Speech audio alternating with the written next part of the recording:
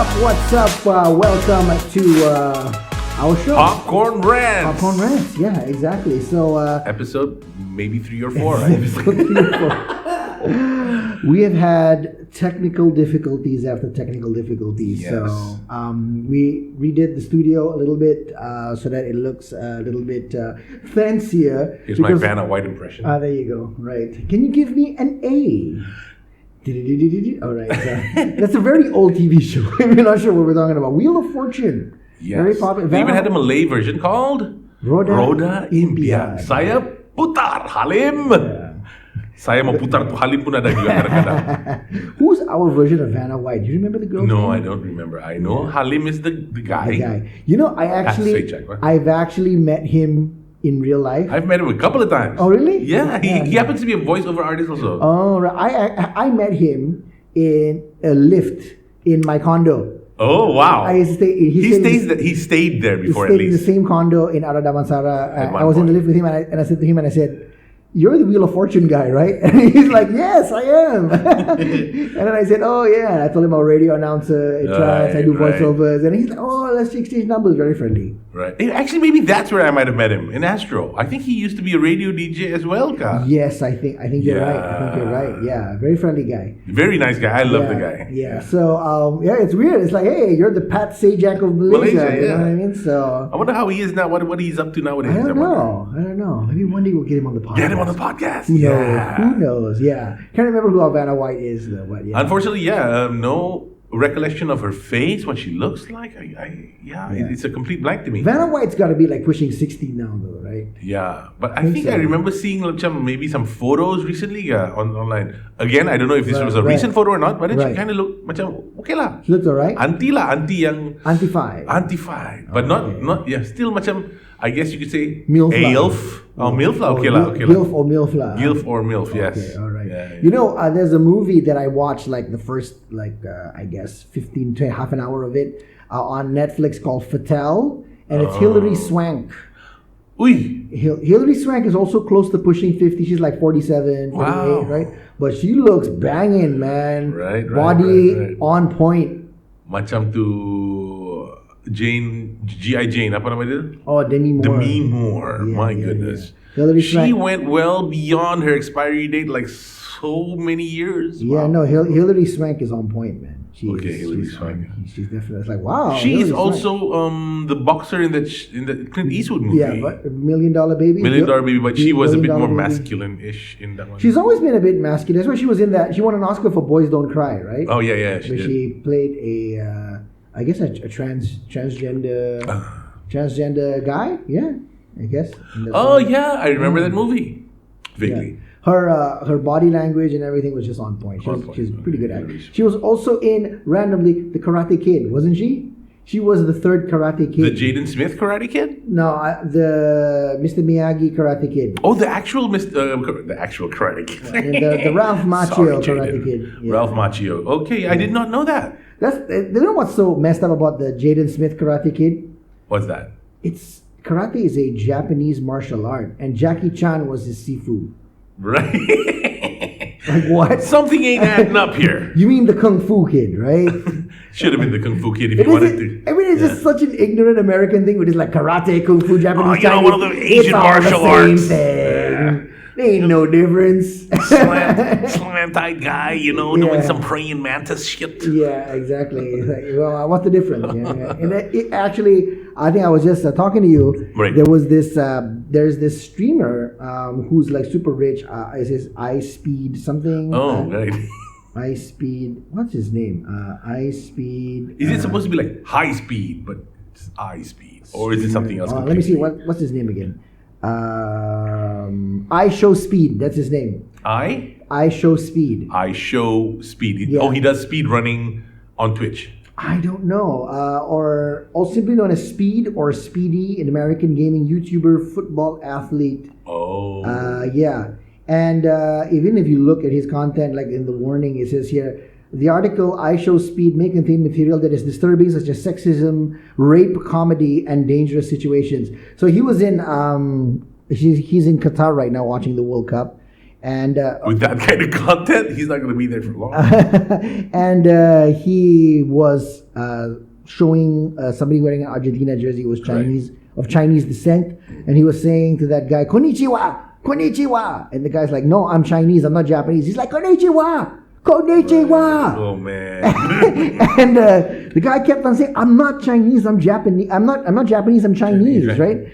And then the guy's like, "Oh, chihuahua, chihuahua," something. And it was very, very racist, right? Racist too. And he came up with a half-ass apology about, "You know, I'm not racist, blah blah blah," and he never apologized for it. I'm not racist, but is usually the sentence started by any racist comment. Yeah, that's what I find sometimes. Like people are like, "No, it's not that I did something wrong. You're just interpreting it wrongly." You don't have the full context of this thing. Yeah, sure. Like I had somebody that I know who is basically gaslighting. There are people like this in real life as well, right? Where they're like, "Hey, I hope you didn't take my jokes towards you in a negative way. You know, I wasn't planning to be insulting. You're just taking my jokes wrongly. I wasn't planning to be racist, but it just came out of my mouth. Yeah. Because it was forming in my head as thoughts, and I needed an outlet. It's not what I said, it's how you interpreted it. Yes. Sure. Oh my goodness. And the thing about that is, it also works on the flip side. The interpretations by people of such non-offensive things, but in their interpretation, that's racist. Right. You're being counted, whatever. I don't know. And you've got a situation, right, where society is not the society is not being applied fairly across the board, right? No, it isn't. The standards of what is okay and what is not okay and what is woke and what is a joke and it's not standard across the board. Somebody who said something out of context can be canceled, and then you've got this guy, I Show Speed, who's saying rape jokes. Like his rape jokes are not even funny. Like it's not even a joke. I think that's the thing, right? If you make a rape joke, is it more funny or is it more rude?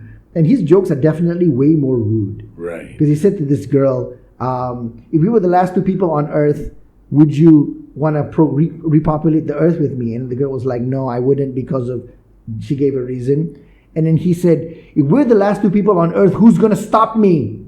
Who's going to stop me? And there are a bunch of his fans defending him, saying like, oh, you guys are, snowflake, you can't take jokes, he was just joking. I mean, that kind of stuff is definitely not okay. That's just shock humor. And it also kind of shows that he's thinking this. Yeah. He's the type of person who, I can't rape this person because of laws and things will happen to me. But you can imagine if nobody was looking. Yeah. You know, this guy's thinking it. And he's got like a net worth of apparently 10 million and above. Doesn't take much to be a billionaire. And a bunch of, I guess, teenage boys that are supporting him. I don't know, man. Like, actually, this kind of reminds me of that other guy, that bald jackass. What's his name? Who's got this university of macho-ness or something. It's called Succession. Andrew Tate. I was hearing this man's name for weeks and months on end without knowing. Oh, bless my poor soul. I did finally find out what this guy is about, and he is about everything evil. Man, this guy is pure evil. You think so? I think so. Right. He's a total dick. What did he say that pisses you off? Everything comes out of the mouth. It's like, what was he saying the other day? Like, women are meant to be,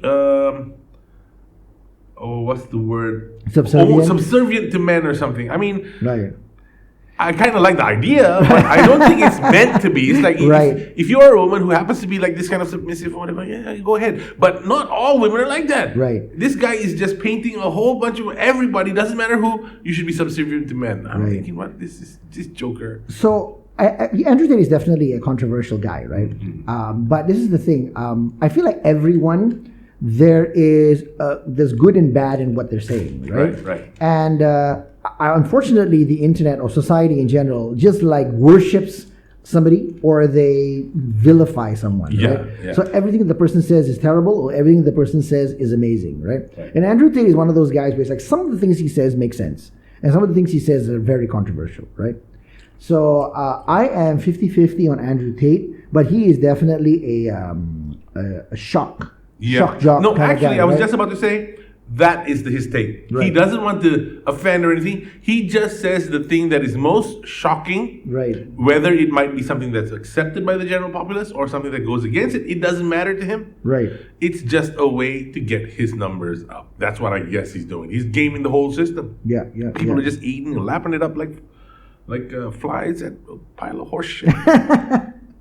But one thing though, Andrew Tate, he's got an interesting life story. He was a kickboxing champion. Yeah. So I think he won like a bunch of fights, and then he became rich from OnlyFans. So he got a bunch of girls. Not Really? him. He got a bunch of girls. Oh, what?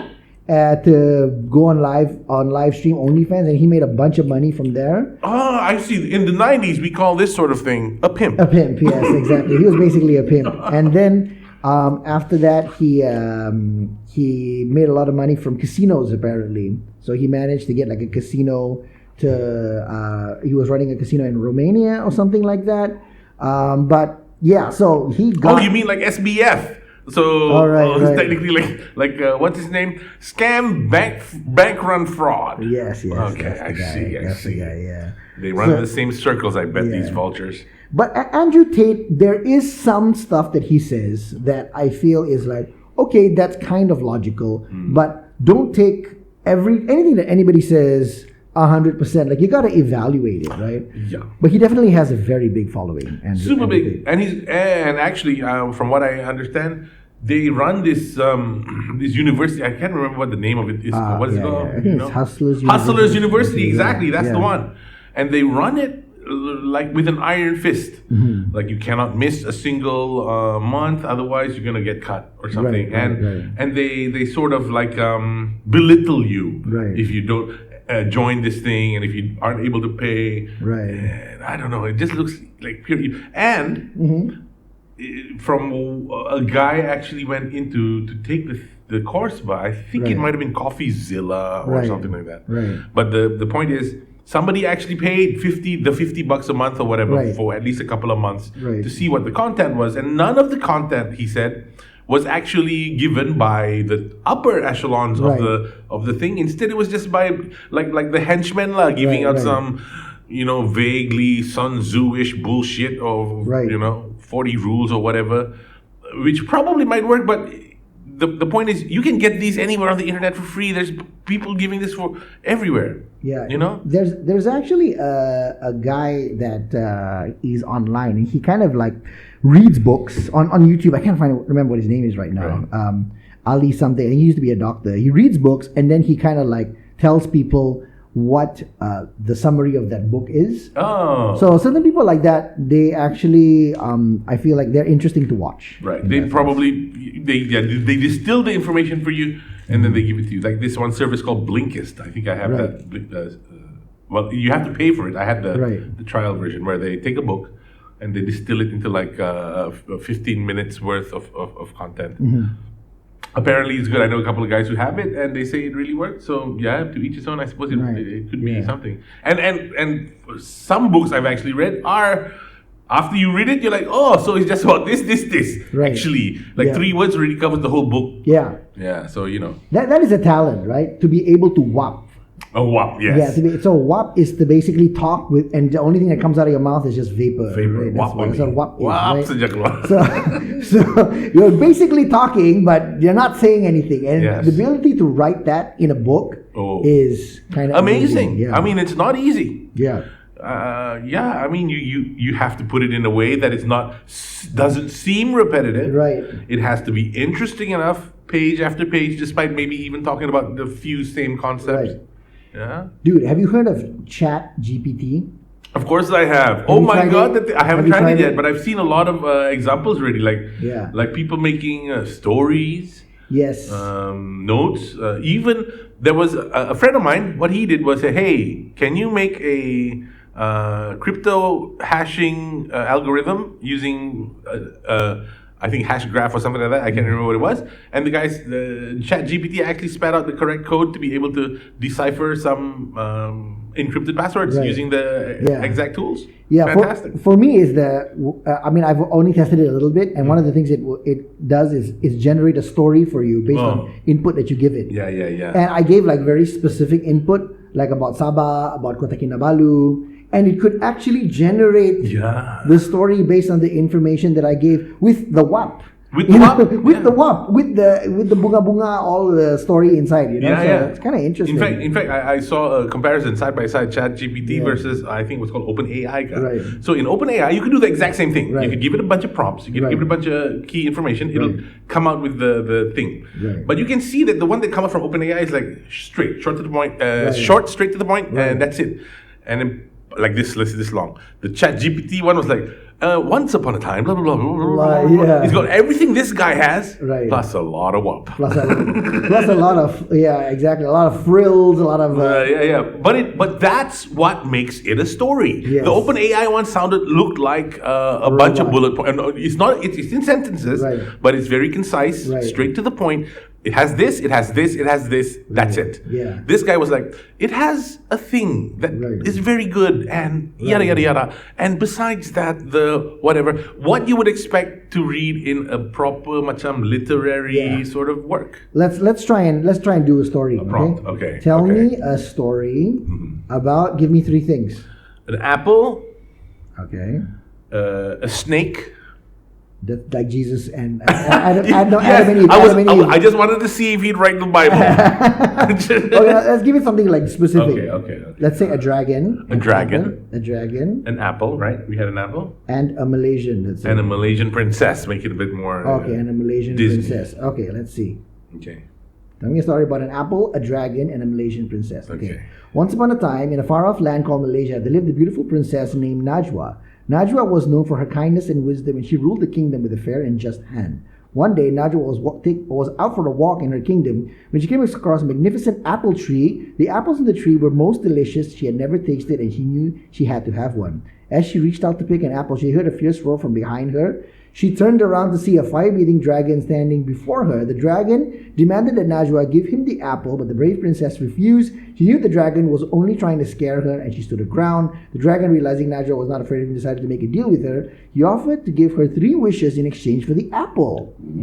This is an interesting story. You didn't even say any more wishes. I want to know what's happening now, right? Right. Yeah, I mean, I completely forgot that you actually generated this from an OpenAI. In like 2 seconds. In 2 seconds. Yeah. Najwa thought carefully about her wishes. She wished for peace and prosperity in the kingdom and her people to be happy and healthy, and for the dragon to leave her kingdom and never return. The dragon, impressed by Najwa's wisdom and kindness, granted her wishes and flew away. Najwa enjoyed the rest of her walk, savoring the delicious apple and feeling grateful for the gifts the dragon gave her. From that day on, Najwa and her kingdom lived in harmony, and the princess was known throughout the land for her courage and strength. Okay, so brilliant story, a little bit of conflict and stuff like that. But one thing though in this story, right?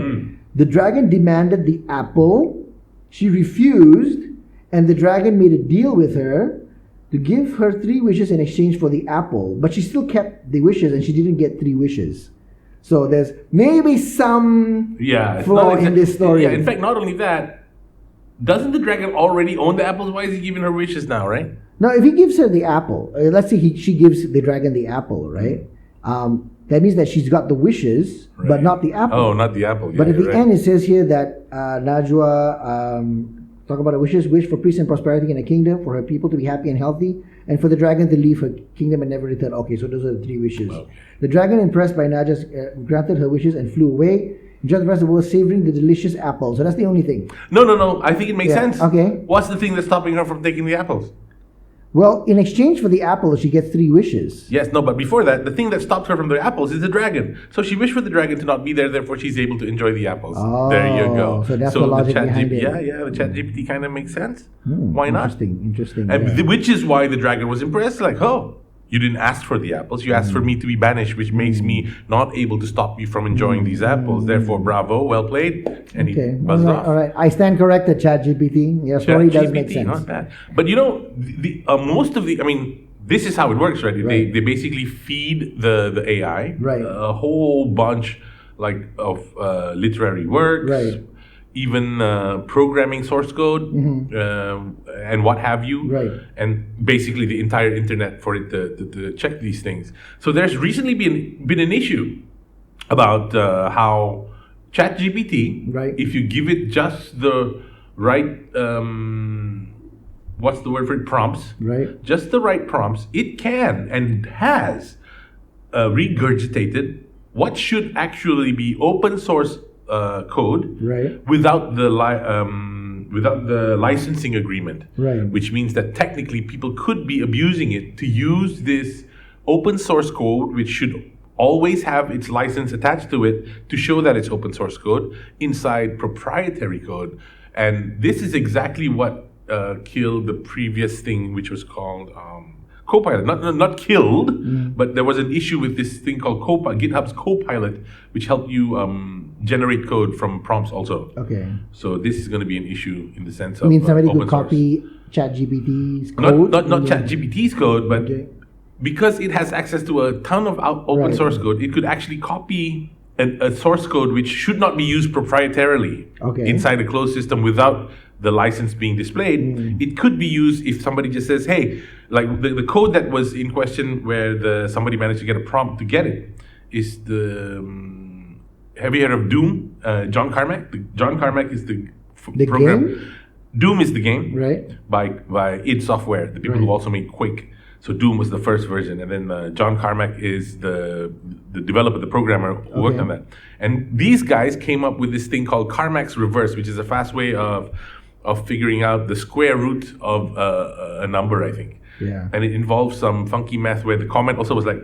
I think you've lost half of the people that are Okay, watching this. right. So the point is, John Right. Carmack came up with a solution for this thing. Right. It was open source, which means Right. you cannot use it in proprietary systems. Okay. And this guy managed to get ChatGPT to print out the exact code, word for word, without the license. So that's an okay. issue. That's an issue in the open source world. Okay. Yes. So they could use it to generate code that they're not supposed to generate. Technically, in the gist of it is that. All right. Okay. All right. Yes. For the non-coders that are watching, all right? I dumbed it down for all of us. Yes. That's what the entire story was about in like 2 sentences. That was the correct one. Okay. So, yeah. Yeah, but no, this is interesting because you know the Turing test, right? Oh, yeah. Where supposedly when you're chatting with an AI, you're not sure whether it's an AI. I guess this basically beats the Turing test, right? I don't know. We have to check. Has Let it me beaten ask the you. Yeah. Have you beaten the Turing test? Have you passed the Turing test? beaten the Turing test? Yeah. TURNG. I'm a large language model trained by OpenAI, so I don't have the ability to take the Turing test or beat it. The Turing test is a test designed to evaluate machine's ability to exhibit intelligent behavior that is indistinguishable from that of a human. It is named after Alan Turing. Yeah. So it's not up to speed. but up to- honestly, for me, it is indistinguishable to that of a human. Perhaps maybe it might be distinguishable to somebody who's a bit more learned in human communication. I'm gonna guess. I'm not so sure. Yeah, I mean, But yeah. this pretty much does it. And imagine having a bot like this, because once you've got speech, you just need text to speech, speech to text. Right. And then all your customer service thing can just be replaced by Yeah, this it's going to be bot, replaced right? by this. Exactly. In fact, there are websites which use something like a not as advanced as Yeah. ChatGPT. It's more like keyword matching. Right. But for their websites, instead of having you talk to a person first, they get you to chat with their customer service bot. Right. They don't hide the fact that it's a bot because it's meant to be a way for you to prompt for certain Yeah. help about probably frequently asked questions are basically people so lazy got FAQ also don't have to go FAQ have to go and chat with some stupid robot. No, the problem with IVR right now, right? That's so irritating about IVR, right? Yeah. Is that it asks you, okay, for English, press 1. And then after that, it's like, okay, please put in your IC number. And you put in your IC number. What do you want to deal with? Press 1, blah, blah, blah. And you press 1, and then you're like, if it's to deal with this account, press 2, blah, blah, blah. And you press 2. If you want to speak to a customer service representative, press 5. And you're like, okay, press 5. And you get to the customer service rep, and you're like, and the guy knows nothing about you. Yes. Why did I input all of this stuff for you to ask me what's your name? What the Yeah. Like, what did I put in all that IVR information, then how? Yeah. Why did I do that? And then the person's like, oh yeah, no, I have no information. It was a complete waste of time. That's why sometimes some IVR systems, I go in, I just press 0. And he's like, that was not a valid selection. And like, 0. That was not a valid selection. We're transferring you to the customer service. Perfect. That's what I wanted. I just saved myself a bunch of options, right? Yeah, And then I do the exact same thing I would have done if I had just run through the IVR. And this one time, right, I remember there was this bank that I wanted to deal with. And when the person says, okay, I need the customer service rep says, I need to transfer you to the IVR to get verified. And instead of transferring me to the IVR, I started at the beginning of the call again. I had to wait like 10 minutes to get picked up. And I spoke to the person and I said, okay, I need to pay my credit card at that time, right? And this is the funny thing. Most of the time people owe money to the bank. Especially to their credit card. They're trying to run away from the bank. Right. I am trying to pay my credit card. Right. Okay. So then I said, okay, I need to pay my credit card. I said, okay, we need to verify you to do this, right? Actually, what I wanted to do was I wanted to set up a standing instruction to pay this credit card every month. Fixed amount every month, right? Makes sense. So first they told me I need to go to the branch. The branch says, no, you can't do it. Here you got to call the call center. Okay. They're always bouncing me around as usual. Right. So the second person I spoke to, I said, hey, I need to pay my credit. They set up the standing instruction. Okay, we need to verify you. And I said, okay, so the last person who transferred me to verify me to press my PIN number, he transferred me to the beginning of the call again. So make sure that doesn't happen, okay? And like, okay. And then you I get transferred to the beginning of the call again. So, okay, this is the thing, right? The third person is going to pick up the phone. It's not their fault. But they're going to get an earful. But they are going to feel my wrath, okay? Right. So the person picks up and I said to him, okay, I know this is not your fault, but if you transfer me to the verification thing and it's the beginning of the... what is your name first? Okay, I'm first going to write a personal complaint letter to the bank about you specifically, okay? I'm going to name you specifically. And I said, I'm trying to pay my credit card, all right? I'm not trying to... But you are not letting me... The money is in my account. I just want you to take it, debit it every month. And then after I gave them like a long lecture... They transferred me to the correct IVR. Finally. That's what I realized with customer service. I used to work in customer service in a bank. Okay? So, if you want to get shit done, this is some tips for you. All right? First is try to call on a Monday morning, or any morning is better. Because at the beginning of the day, customer service reps are more keen to help. Okay? Right. Rather than I'm about to go home and now I'm getting this difficult customer. So that's one thing. Call at the beginning of the week, preferably in the morning, or in the morning, preferably. Right? Second thing is, when a customer service rep pick up the phone and says, hi, my name is Fadil, right? First thing you want to do is repeat their name back to them. Oh, hi, Fadil. Right. So first, because as a customer service rep back in the day, customers never pay attention to what you're saying. The moment the customer repeats your name, oh, this person's paying attention. Okay. So immediately from like, oh yeah, you're through the Shaz, how can I help you? It's like, hi, Shaz. Oh, okay, this person's paying attention. Okay. So use tips here, guys. Tips, right? Use their name. Okay, call in the morning or in the beginning of the week. Okay, and then threaten them. If it's worth threatening, you do want to threaten them, because the thing is that customer service reps are people. So if you're like, this person knows my name, he's going to complain about me if I don't get this thing right. Yeah, okay, I'm going to get it right. I'm going to try my best to get it right. I have a situation, and I wish I had my old phone because I actually saved it. Right. Where I was in some service. Okay, I can't remember some service thing where they had a queue. Right. So they had a queue number, blah blah blah. Right. And then so close already to the thing. The problem with this thing is if you were away from your app for a while. Right. The queue would somehow get cancelled, and then you go back to the end of the queue. Right. So I got really pissed off, and then I was aware because I've talked to you, and Shaz used to be doing this. He used to train people who were doing customer service. So I kind of understand where these people are from. So what I said was, I told the guy, hey, I'm not angry at you, but. You know your boss? Because at that point I was already looking up, who the hell is the CEO of this guy? Hey, is this guy working in your office? Yeah. Can I talk to him? Then the guy was like, no, he's not available. Oh, okay. You know my name? He said, yeah, Fadil Lukman. You have my address, right? He said, yeah. This. You tell that guy to come to my house and suck my dick because his system is so stupid. And the guy had a laugh, I think. But, but yeah, basically I asked him to tell the CEO, come to my house, but you already have the address for it. Come and suck my dick. That's what I told him. So I felt that way. Right. I got to get I vent my thing. Right. I'm not giving it at you. Right. It's your stupid boss Your that I stupid don't boss. like. Yes. Exactly. That's fair enough. That's Yeah. fair enough. Yeah. No, because I used to do training, right? So there's the plus and minus to getting me as a customer. All right. The plus is I know what it's like to be on the other end of the phone. Right. So you're sympathetic and you empathize with what they're doing, right? But the downside is because I used to do training and I used to answer phone calls, there are certain things that I'm not going to let you get away with it. Like, I couldn't get away with doing this shit when I was a customer service rep. Ain't no way in hell you're getting away with this. If you're like sarcastic, if you're rude, you're not paying attention to what I'm saying, you're just trying to tai chi the problem away. Basically your customer service training mode goes in and Yes. you're like, Trainer point mode, A, point B, point trainer C. mode kicks in, and then Trainer you're mode like, kicks "No, in, I'm gonna grade you on this call now." Right.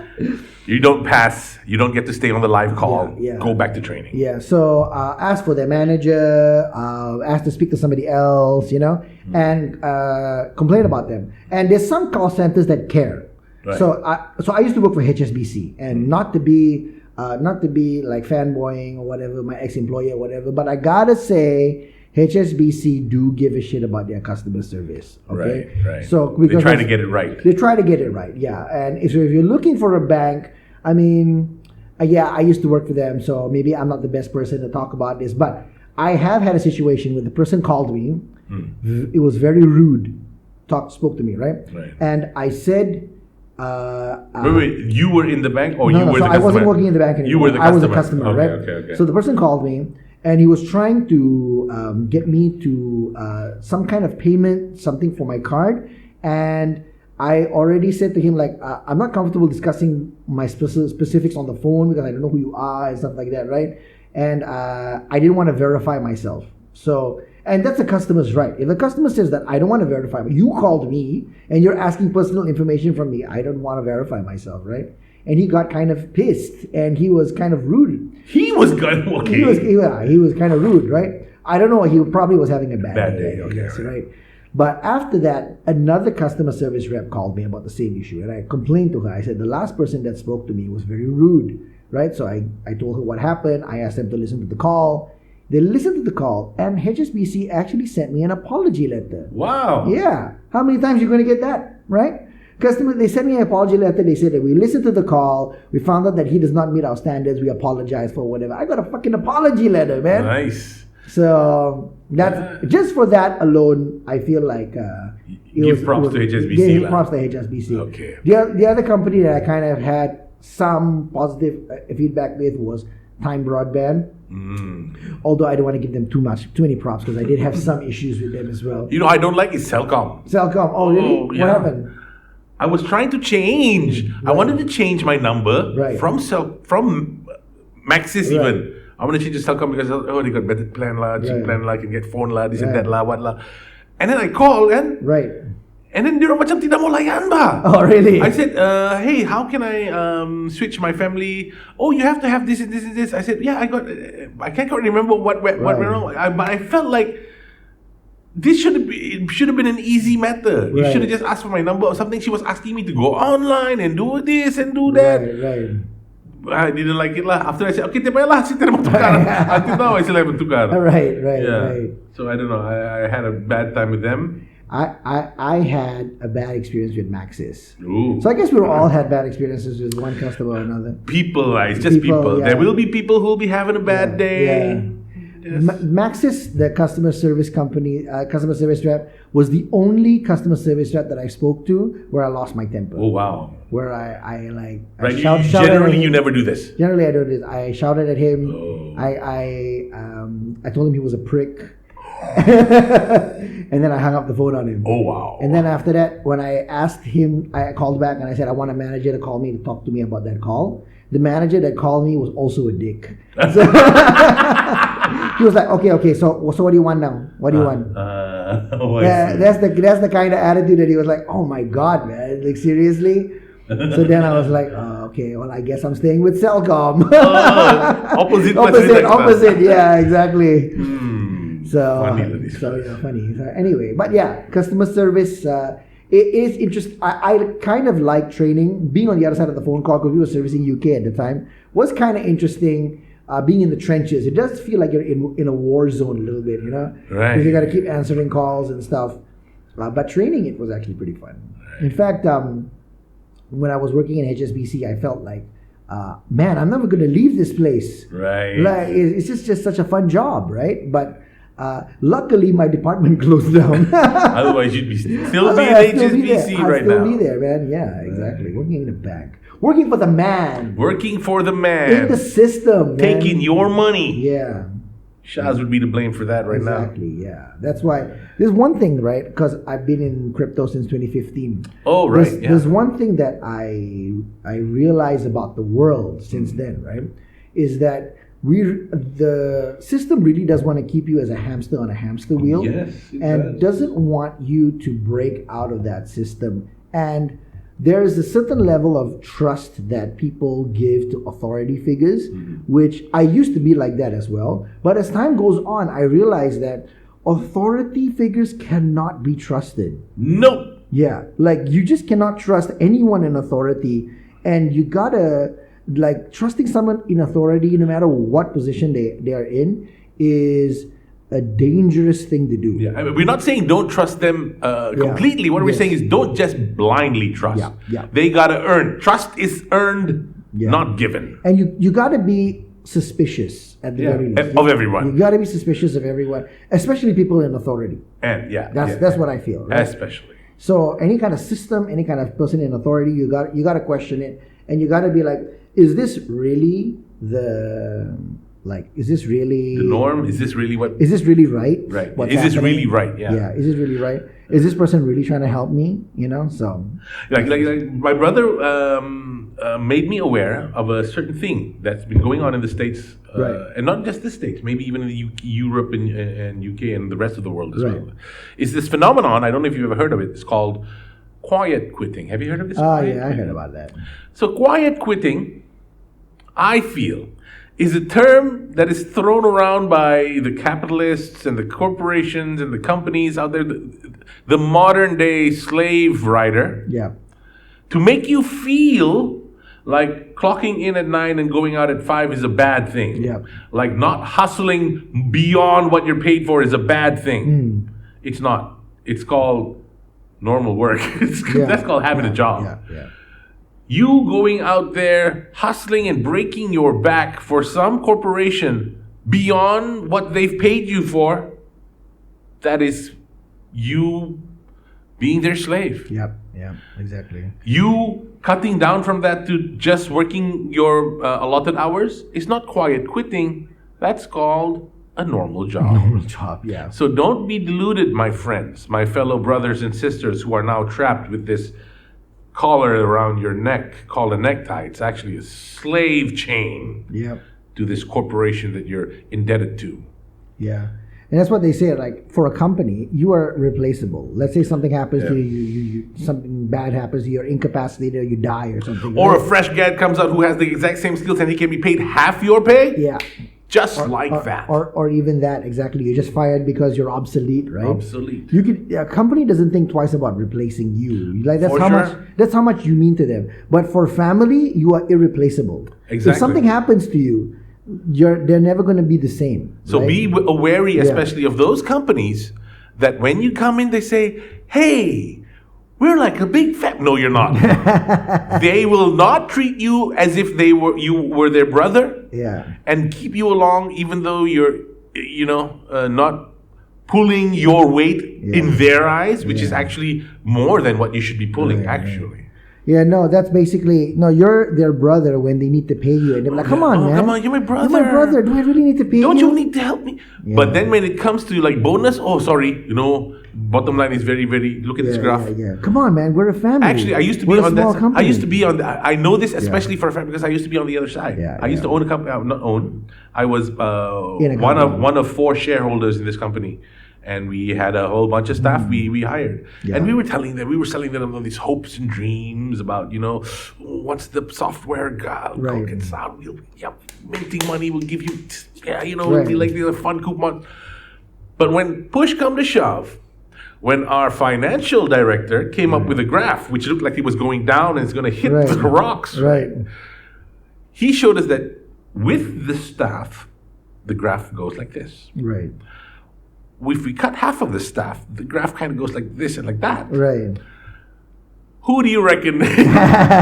What do you reckon happened? Yeah. We had to cut him. We had to cut him, and family or whatever promises we made, all of those didn't even count. Right. Because the financial guy says this. Right. That's the bottom line. Yeah. Yeah. And we felt really bad. It took us like 2 weeks of deliberation on whether we should cut or not. But eventually, that graph spoke volumes more than any one of us. Yeah. Because if we had continued on that graph, all of us would have been out of a thing. Yeah. Yeah. You know, so don't trust them.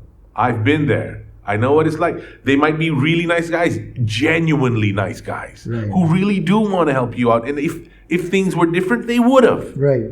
But because the graph looks like that, Yeah. they're not going to cut themselves out. Yeah. We already cut our gaji. What else are we going to cut? Right. You jackass. The family. Bye. Right. So yeah. Yeah. Good luck. And another thing.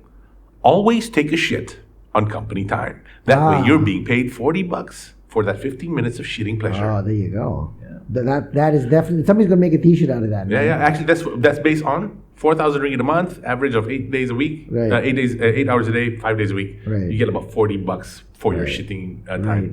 Wow. And also considering an SOP, a standard operating procedure of 15 minutes on the loop. Right. That's about how much you make Right. per shit. Okay, that's good, man. Get pick the shit. Come on, guys. Yes. You know what I realized though, right? What's that? And so a lot of times our banter is revolving around movies. We haven't talked about one movie or TV show this entire podcast. Okay, so one thing I was watching while Hakim was around. Right. This show, maybe I would say, I would suggest you to watch lah. Right. Because it's so stupid. Okay. It's so stupid, it bears watching. I already went through like half of the season. It's called The I-Land. I-Land. Have you seen this on Netflix? No. It's on Netflix. You can go check it out. Okay. Super stupid dialogue. Is it about an island?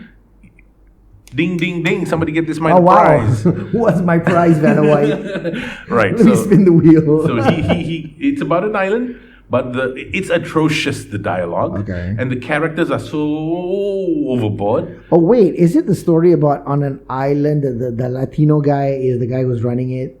The Latino girl. Latino girl. Oh, I think I've seen this movie. I'm not 100% sure. Okay. It's a series. It's a series. Okay. Yeah, Okay. check it out, lah. But then I feel like in the first episode, it's super rush. Also, the story. What would have normally taken like 4 to 5 episodes in say Lost, they did it everything in one episode. Already got who's the hero. Already got the betrayal. Already got the thing happen. And already got the first almost sex scene. What the heck? I'm like, Okay, I've wow. never seen it. Check it out. It's so dumb. It's the dumbest thing I've seen on TV. One of the dumbest things I've seen on TV, actually. What is it about generally? So far, it's like first this girl wakes up in an island, and then she got something like some knife car like that, and then a few hundred meters away from her, or a few whatever meters away, is another guy, a person. And then evenly spaced out, there's like a bunch of people, like 12 people. And they all like trying to wonder, what's happening in this island? What are we? They don't remember who they are. Everybody's got not insomnia. Man, I've seen this. I've definitely seen this. This sounds too familiar. Okay. Right. But turns out at one point they found out it's like they're prisoners, They're prisoners who are given a second chance in the sense that they're given this simulation of an island. It's not even a real island. They wake up in a simulation of an island with the chance to redeem themselves by, I guess, doing some kind of good or helping the people or not being an asshole generally. Okay. But it turns out like all of them failed. Okay, this is only up to where I watched. Right. Almost all of them failed. And then you can see like in the first episode already got one guy died because he tried to rape some girl. And then you find out that they're in like a prison thing, like maybe episode 4 or 5 or something, and that's when I realized, because after that you saw some of the people punya past, but you would see like, this guy was doing this before the prison thing or whatever, and I said, that's why they killed the first guy, because so they don't have to show the rape scene, so he's dead already. I see. Okay. But yeah, The I-Land. So it's one of those things where you watch it and turn your brain off and Yeah. and like love to hate it kind of movie. Love to hate it. It's like, why? Oh, you know what I watched recently? I watched this Reese Witherspoon movie where she's like a kind of like a ghost. What Reese Witherspoon ghost? Hold on, let's see. It's called Just Like Heaven. So it's super corny, crazy, like early 2000s corny romantic comedy, right? Oh, it is actually from the 2000s, guys. It's like 2004, I think. It's not a new one. No. It's like 2000, 2005, yeah. Okay. It's Mark Ruffalo and Reese Witherspoon, right? Mark Ruffalo, okay. Yeah, and it's basically this guy rents this apartment and then he sees this Reese Witherspoon in it and she's like, yo, why are you in my apartment and you didn't use coasters and stuff? And he's like, what? Oh no, you rented the apartment to two different people. And the next thing you know, she like disappears. And he's like, wait a minute. Oh, so she is a ghost. She's a ghost, yeah. Oh. Yeah, but there's like some kind of twist at the end. Okay. And then of course he's like, oh no, I fall in love with a ghost. Hey, that's Super almost corny. like Patrick Swayze ghost, right? No, Because he also fell in love with a ghost, technically. No, he was already in love. He was already in love with her. She died, and then they tried to call her back. No, he died. He died, and then they called him back or something. No, he was trying to get her to solve his murder. Seriously, I haven't seen that story so long, I can't even remember the plot. Yeah, he was trying to get her to solve his murder. And, okay, right. And Whoopi Goldberg was the medium. Yes, right, exactly. Right. So in this story, Mark Ruffalo is the only one who can see her. And there's like a reason why, blah, blah, blah. Like they used to have a connection or something. Something like that lah. Okay. But you know what else I watched? Farha. I finally watched that Palestinian movie about what happened in I guess you could say occupied Palestine at the time. Right. At the time, still now also. Still technically. Yeah. This is still the time, you're right? Yeah. Palestine, Kasian, these people. But I watched it, Farha. It's I wouldn't say it's a great movie, but it's definitely a must-watch movie. Okay. I wouldn't call it entertaining because I don't think it's entertaining so much as it is sort of informative. Right. Because man, there's not much that happens also in the movie. It's basically the first part is they introduce the girl, the Farha, and the dad, and the fact that she's about to go to. She asked her dad for a chance to go to school in the city, and then the dad was just saying, "Okay lah, if you." Right. And right after that, Israeli folks came, and then they messed around. But at this time, she was already stuck inside a not cave, but a storeroom. Her dad chucked her in there so to keep her safe. So a great amount of time is spent on that. Right. Macam like. And you would think unnecessarily. At first, I thought like, wait, panjang juga this thing. But I think that was that was what they were going for. Right. It was so long, it made you feel uncomfortable. Like macam berapa lama ni barang? You just see her there trying to sleep, cannot, trying to do this, and have to go and pee and this and that. And then only later you will see she is viewing a scene through the cracks where a bunch of army people are kind of harassing locals, and that's the part which I guess has the most, some of the disturbinger parts of the movie. Right. It's talking about the Nakba, right? The Nakba. Nakba. What's a Nakba? The Nakba is, I think, the disaster or something like that. Oh yeah. That's right. The event was called the disaster. I think, or starts with the C. By the way, one of these like. Hold on. What does it stand for? I guess so. So basically, Israelis came catastrophe. Catastrophe. That's the word. Yeah. Catastrophe. The catastrophe. Nakba. So it was about that, and I think you should probably watch it. It's not bad. It's one of those like you should know, but don't watch it when you're sad kind of. Don't watch it when you're sad. Yeah. It's really it's really heartbreaking. Yeah. I mean, wow, and especially because. I'm sure you've seen more gruesome, more bad stuff in films, but because this is a true story, makes it that much more heavy, you know? Yeah. And you're just like, holy moly. That's kind of why we watch movies, right? Because reality is kind of fucked up sometimes. Yeah. Oh my goodness. Yeah. So I've actually been trying to watch some older movies. To Is try it because Netflix has had? Because I was thinking this like, wow, banyak nice old movies like Pulp Fiction is there. I mean, Pulp Fiction has been there for a while, but now I saw it in a lineup where there's like a whole bunch of like, that's a good movie, that's a good movie, holy moly. Yeah, no, there's a lot of movies that are coming out that it's kind of like, oh, this was a good movie that I missed. Yes. I'm watching Argo.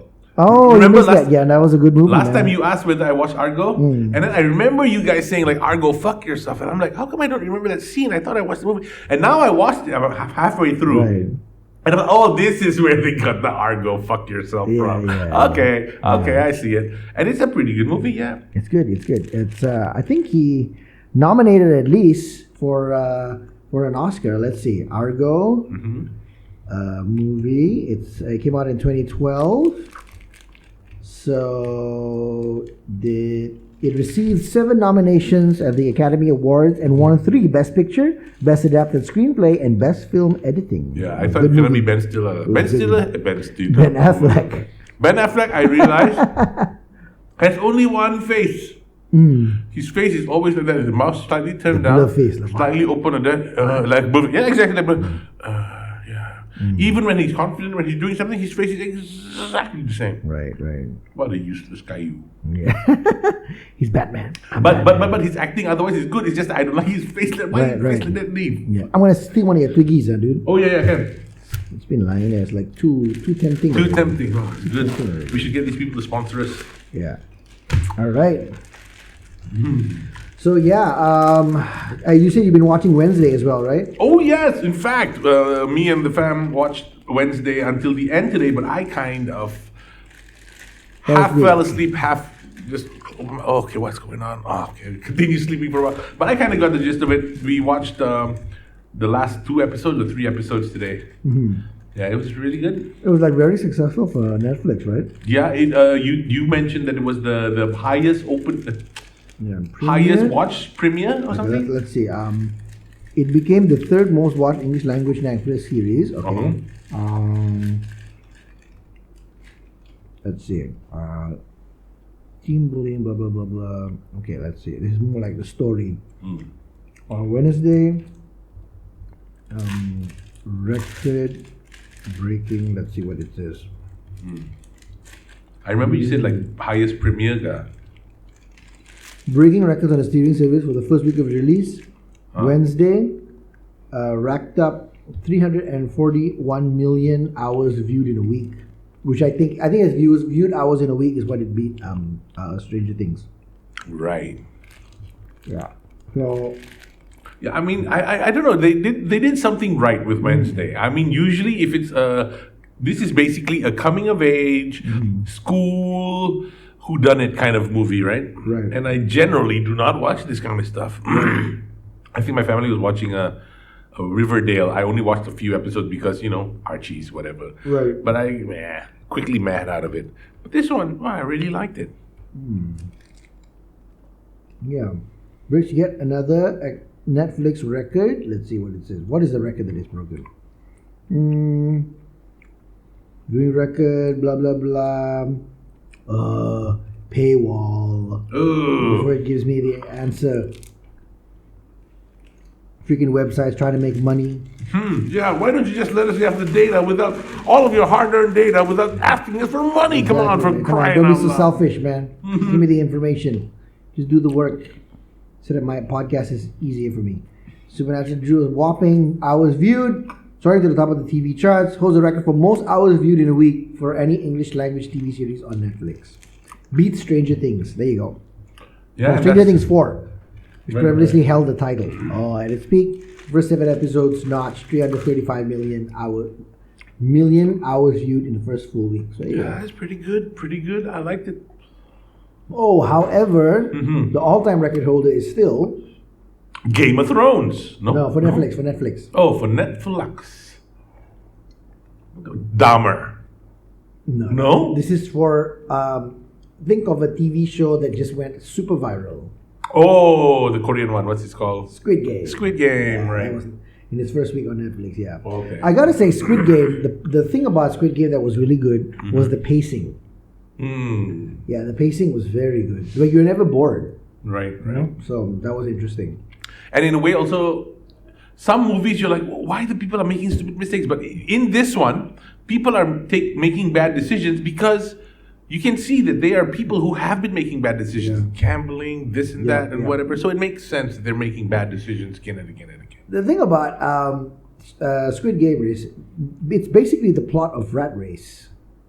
I just read about this show. Yeah. Rat Race. Rat Race. It was a story starring John Cleese, Rowan Atkinson, and there was a scene in it. Kathy Najimy came out like in the early 2000s. Right. And it's a story about this casino who told a bunch of people, okay, if there's a locker with $2 million in it, and the first person to get to the locker wins. Right. So they all need to like race to go to that locker. There's no holds barred, any rules you can use, right? And then a bunch of rich people then bet who's gonna get to the locker first. So I'm like, that's pretty much the plot of Squid Games. Yeah, that pretty much. That was a comedy, lah. Right. Yeah, I just so happened to be reading about this show today in a Reddit thread, and there was the thread was about what movies infuriated you because the characters kept making stupid mistakes. Yeah. And generally, the internet hates movies where. Movies that could have been solved by a post-it note, basically. Right. Miscommunication or not communicating. Like, they were talking about how some movies, they'll be like, a guy can actually explain all of it. And he'll be like, wait, I can explain. And the guy's just walking away and he's not even trying to explain. Like, right. Oh, I guess I can't tell you now. And yes. So stupid, right? There's so many movies like that. Oh, my goodness. I just watched two. One was this movie with Ludacris. And, you told me about this one. Like they were bank robbers or something, or they robbed the bank, or they got money from the bank or something. No, they found some money. Yeah. Okay. Like Ludacris movie. Ludacris, Queen Latifah. Yeah. Yeah, I saw this on the Netflix. End of the Road. End of the Road. Right. Yeah, they were just making. Okay, so let's say for example, you've got a bunch of money that you found. I can't remember how they found the money, but what you want to do is get to where you're supposed to go first. Right. Like then you can figure out what to do or whatever. You don't go sightseeing. Right. After you've taken all this money. You know what I mean? Right. So that was the problem. No, sorry. There wasn't. I remember how they got the money now. Their neighbor in the motel was murdered. Right. Okay. And then they called the cops. And then Ludacris found this bag of money underneath the sink. Right. And when they found this money, they're like, oh man, we took this money, the guy's dead, what should we do? Basically, they kind of like stole money from a crime scene, right? Right. So what you want to do is run away first. Right. Get to wherever you're going, don't go sightseeing. But they're like, nah, let's go sightseeing. And which then caused the movie to happen, because if they had gone straight there, they would now be living the lives of rich people in wherever. And it was just like stupid decision after stupid decision. Yeah. Right. And this other movie was... Russell Crowe. He was kind of like good movies. He had some road rage movie. Hey, maybe Unhinged. It's called Unhinged. Yeah, it's called Unhinged. You did tell me about this one. Also stupid. Okay. Also stupid. Where it was like the heroine just constantly made bad decision after bad decision. Right? Really like a lot of times, if the bad guy tells you, "Don't call the cops," what you should do is call the cops. Like, why would you listen to the bad guy? I don't get it, right? Right. So yeah, there's a lot of these stupid movies like that. Yeah. I read that the famous movie reviewers, Ebert and Haskell, or something like that, or whatever it is, they came up with the term. I think it's called idiot plot. Mm-hmm. So movies like that are just idiot plots. Right. Where the only reason it became a movie is because there's a bunch of idiots who don't talk to each other. Yeah. And another person called it a fixable with a post-it on the fridge movie. Yeah. You know? So many times you could have just, he's not here. Can't get him through the phone. Yeah. Just put a post-it on the fridge. Yeah. Problem solved. Have you ever seen Screen Rant's pitch meeting? No, I haven't. So there's this guy who does like his whole shtick, right?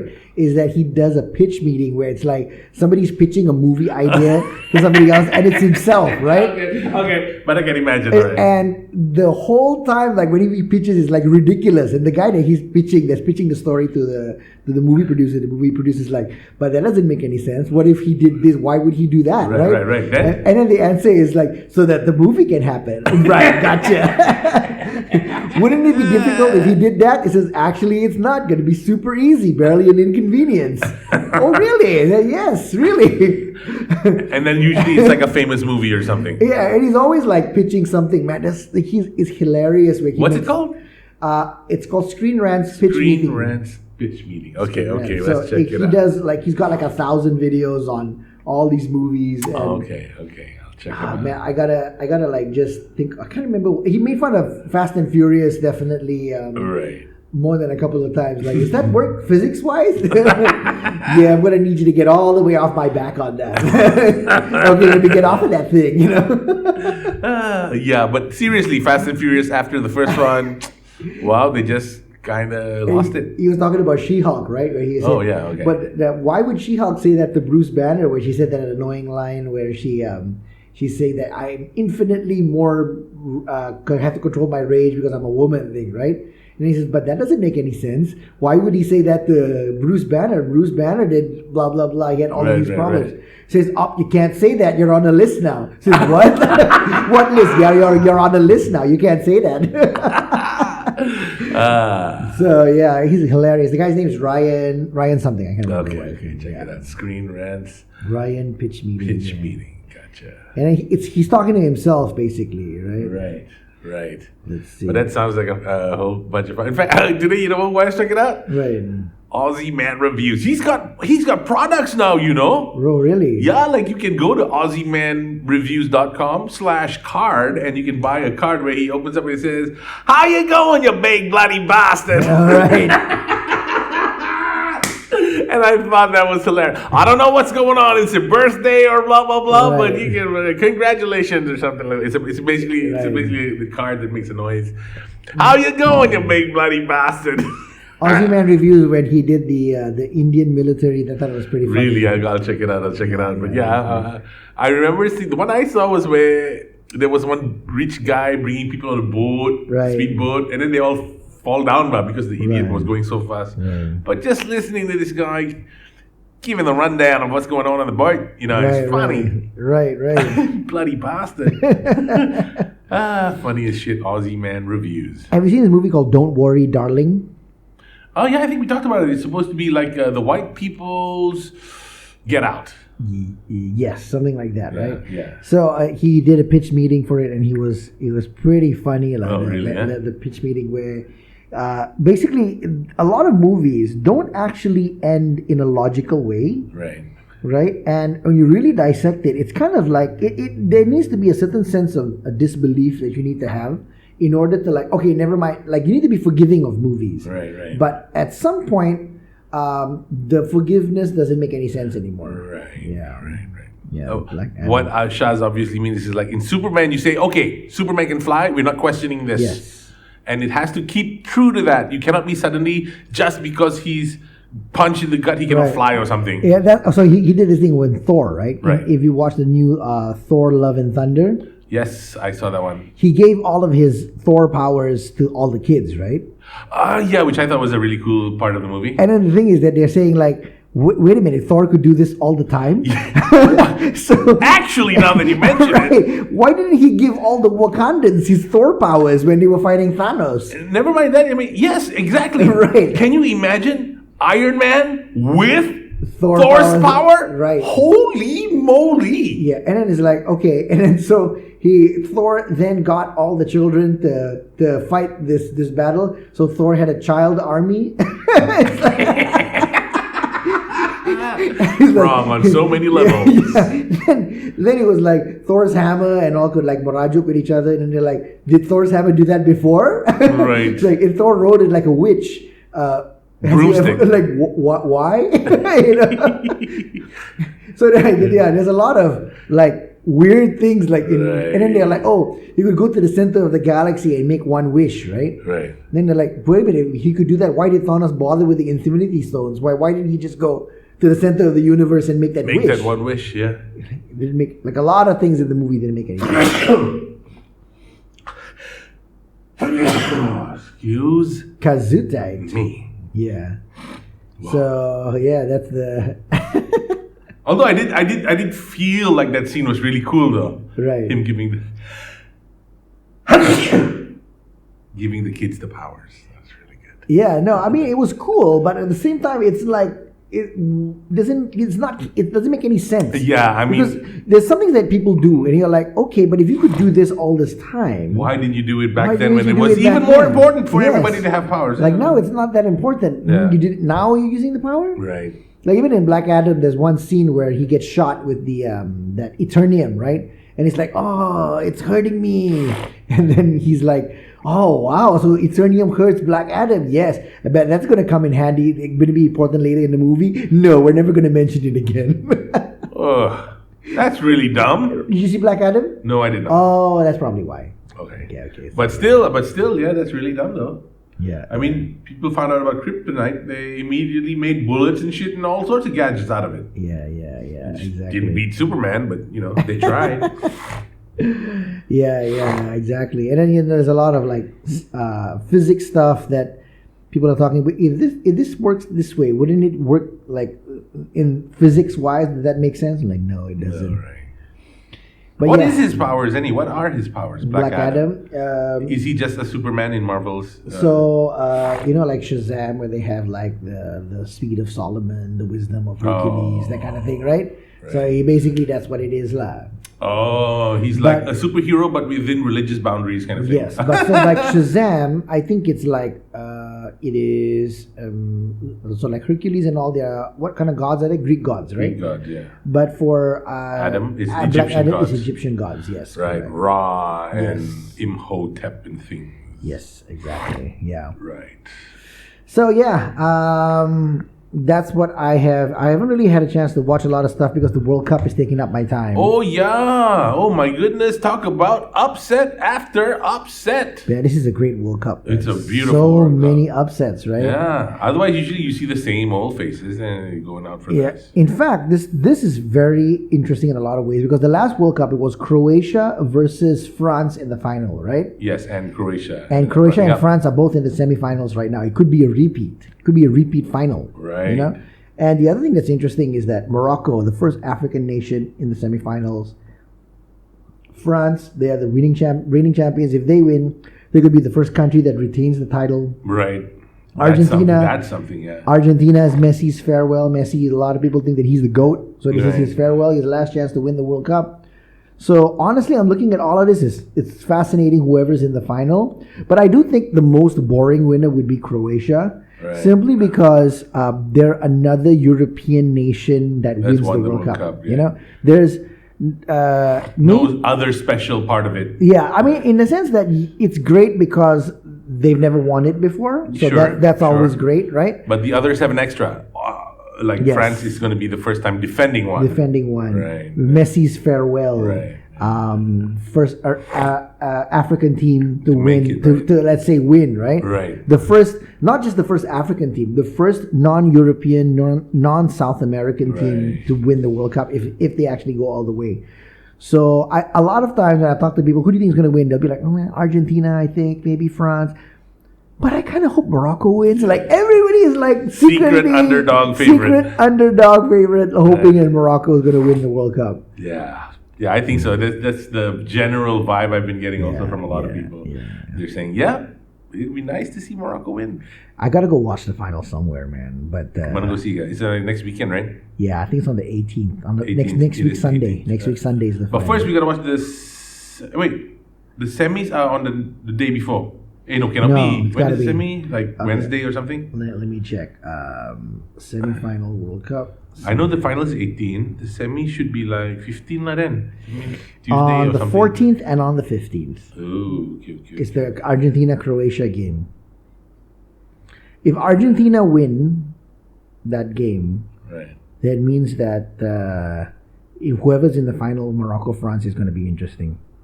Because Argentina, France is going to be very difficult to call. France, Morocco. I mean, Morocco, Argentina also going to be very difficult to call. Right. But here's the thing, though. I think if Croatia beat Argentina, I feel like they're going to win the whole thing.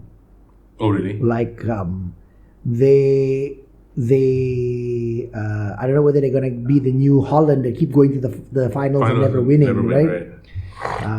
But yeah, I don't know. We'll see. Argentina, Croatia. Let's see it's difficult to call this World Cup. I gotta admit, like most World Cups, I'm pretty good at calling who's gonna win. But this time, Japan, Korea, Morocco. Yeah. Holy moly! The number of people who you like. Whoa, that shouldn't have happened. Yeah, I think there are like 6 upsets in the knockout 16. Oh wow, 6 I think 6 or it's like almost half, right? Right. And the other one that's kind of interesting, what I thought was kind of funny is that Croatia and Korea, right? Some of the sports commentators who are like Scottish are like Croatia. And I'm like, is it Croatia or is it Korea? What do you think? Right. Korea and defense and Croatia and difficult to understand what country you're talking. I said, oh yeah, I never realized that Croatia and Korea kind of does sound similar, Right. Yeah. The other thing is that France versus Morocco, right? There are a lot of Moroccans in France. Right. And Morocco, one of the languages they speak is French, right? If Morocco beats France, oh man, it's gonna be a difficult day at work the next day, right? All the Moroccans in France. Yeah. So can you believe that? That's gonna be fascinating. Yeah. All right. So we're gonna. Is your phone on? What's happening? I thought I muted it. I just still hear the stupid sound. Oh, we just broadcasted our podcast to your live stream. Yeah. To your live call. Yeah. Hey, I know this guy. He's okay. Yeah. This World Cup, there's a lot of controversy that's off the pitch, though. Unfortunately. Yeah. Really. With the like the Germany covering their mouth. Oh, yeah. With Japan also later, like. Yeah. I thought that was nice, cheeky bastards. Yeah, cheeky bastards. Yeah, exactly. But this is the thing, though, right? It's like I feel like Qatar is getting a lot of unnecessary heat. Right. There's some of it is justified and some of it isn't. And like I said, right. With everything, there's some good and there's some bad and there's some things in contact, but everybody either wants to hate it completely or love it completely, right? Yeah. Everything is super polarized. Yeah. And I think with Qatar, you got to look at it in 2 aspects. One aspect is how the country was originally and what the country did to get the World Cup. So how the country was, if you're saying that, it's not a moral country because of the LGBT thing that they don't allow it, right? First of all, I'm pretty sure that there are LGBT people in Qatar because a certain percentage of the population is going to be LGBT, right? Yeah. It's just that you're not allowed to promote it. Display it in public, Yeah, right? And I think that there's a clash of culture here because it's a case of your right to display it. Is it an actual right that is given to? Is it an actual right that should be given to everyone? Why do you need to display all of these things? Right? Why does anybody need to know who you're doing? Yeah, no. Why does anything sexual need to be displayed in public? At all? Even if you were to have like like straight sex, like heterosexual sex, right? People don't talk about it out in the open, like premarital heterosexual sex. Except maybe in like Budapest, I think. No, I mean like in a lot of countries, right? Oh, right. They don't have this culture of everybody talking about sex out in the open, whether it's straight sex or gay sex or whatever, right? So you just talking about sex in general is just very strange for a lot of countries, right? Yeah. So just because in the West, sex is very out in the open and everybody talks about it, you can't expect everyone to be okay with talking about it out in the open everywhere else, right? Yeah. And again, like, okay, so if it's not going to be in Qatar, you want to have it in the previous place, which is Russia? Right. It's not like they had a clean sheet in terms of human rights. They're currently invading another country and they were kicked out of the World Cup. So what, the country that invades other countries is better? Or shall we have it in the next country, in the United States? Yeah. The most warlike nation in modern times. So you can't criticize a country based on morality because otherwise you're going to have to not have it in China, not have it in America, not have it in the UK, not have it in Russia, not have it in Qatar. the list is just going to be never ending, right? In the end, they'll be like heaven. That's the only place we can do this is right, heaven. exactly. When everybody's Mr. dead. Perfect, right? Yeah. So then it comes down to, what did Qatar do to get the World Cup? Okay, did they bribe people? Yes, they did. Most likely, there's evidence to show that they did, right? Yeah. But there's also evidence to show that everybody bribes people in FIFA, like Technically, for Olympics, for FIFA. These are all very corrupt organizations, and maybe that's just how it's done. it's not the organizations per se. They're people. People yeah. are. Yeah. You got bad apples. You got good apples. Right. What are you gonna do? Maybe it's wrong. Maybe that's just how it's done. That part I'm not quite sure. But let's say it's wrong to do that. Okay. So you can criticize them on that. And the second thing is, all the laborers that got killed working in extreme heat. They had like a system where they were basically modern day slaves. Yeah. All of these things they do this thing that Malaysians do, which is take their passports. Yeah. Malaysian people do this also very bad. So the passport thing is because they pay for the person to come over. So when they come over, they don't want you to go and work in a factory or somewhere else where they take your passport. But it is wrong. It is wrong. It is wrong, regardless of how you try to justify it, in a sense that I paid for this person to come over, so I don't want them to run away to their whole country. Otherwise, I'm going to rugi all my money that I paid for them to come over, or I don't want them to go work in a factory. Regardless, that's modern day slavery. You cannot take somebody's passport. If you're going to pay for somebody to come over, that money, you got to consider it gone. Burn. It's gone. It's gone. All right? Yeah. So, unfortunately, this is another thing that's kind of sad, right? Malaysians, I realized, I had a conversation with someone where everything that someone does has to be, money is the motivation behind it. Right? So this is a little side topic. Okay, just to close that conversation up, what they did to the migrant workers was very bad. Right. So you can criticize Qatar about what they did with the migrant workers and their policies on how they treat their migrant workers, but the morality of their country, that part, you're being a hypocrite if you're criticizing. Okay, so that's what I feel. Okay, so what's this about this Malaysian thing? So this is the thing, right? Malaysians, I feel we are weird in a sense that we cannot fathom somebody doing something not for money, and the motivation is not money. Right? So I had a conversation with someone where they talk about the World Cup, right? And they're like, so many upsets in this World Cup, right? Sure, gonna swap. Somebody paid them to lose. Somebody paid this person to lose. Sure, definitely. Where can Japan beat Germany 2-1? Sure, the German people can swap already. Oh, wow. And I'm like, can I swap by who? Who are these people? Who are these? You know, these players, they are multi-millionaires several times over. How much are you going to swap them? There's all the bookies lah. They go and swap, you know? And I'm like, you got to realize, right? To come to the World Cup, people's motivation is not money already at that point. They want to go down in history. Their name is going to be remembered forever in the history books as the winners of the. Do you think they would sell that, their national pride and everything, for money? But for Malaysians, must be money. You know what that means? Some Malaysians like that. You know what that means? That means if the Malaysian team goes down and it does lose, I wouldn't be surprised if it was because of money. Everything that we do is because of money.